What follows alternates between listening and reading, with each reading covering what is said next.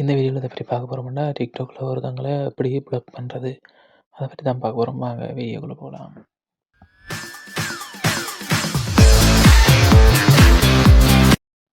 நீங்கள் உங்களுடைய டிக்டாக்கு போய்க்கலாங்க. போயிட்டு இதில் பார்த்தீங்களா, நீங்கள் யாரை ப்ளாக் பண்ணணுமோ, நான் ஒரு எக்ஸாம்பிளுக்காக ஒரு ப்ரொஃபைலை ப்ளாக் பண்ணி காட்டுறேன். இந்த வீடியோ ஓகே. இந்த ப்ரொஃபைலில் இருக்கிற ஐடியை ப்ளாக் பண்ணி காட்டுறேன். இதில் பார்த்தீங்கன்னா இப்படி போயிட்டு மேலே பார்த்தீங்கன்னா ஷேர் ஐக்கான் இருக்குது தானே, அதை கொடுத்தீங்களா இருந்தால் இது மாதிரி வரும். இதில் ப்ளாக்ன்னு இருக்குது. இதை கொடுத்தீங்கன்னா இதில் காட்டியிருக்காங்க. ப்ளாக் பண்ணினீங்கன்னா அவங்களால உங்களோட ப்ரொஃபைலுக்கு வேறு இல்லாது உங்களோட வீடியோவும் பார்க்க முடியாது. அது மாதிரி நீங்களும் அவங்களோட வீடியோ எதுவும் பார்க்க முடியாது. சரி, ப்ளாக் பண்ணியாச்சு. ப்ளாக் பண்ணவங்கள திரும்ப அன்ப்ளாக் பண்ணணும்னா அப்படி மேலே 3 லைன் தெரியாத பார்த்தீங்கன்னா செட்டிங் இருக்குது.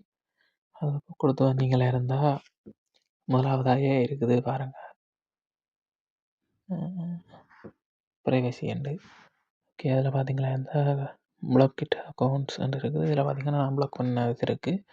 அதில் டச் பண்ணாலே சரி அன்ப்ளாக் ஆகிட்டு, ப்ளாக் பண்ணுறதுனாலும் திருப்பி அப்படியே ப்ளாக் பண்ணிக்கொள்ளலாம்.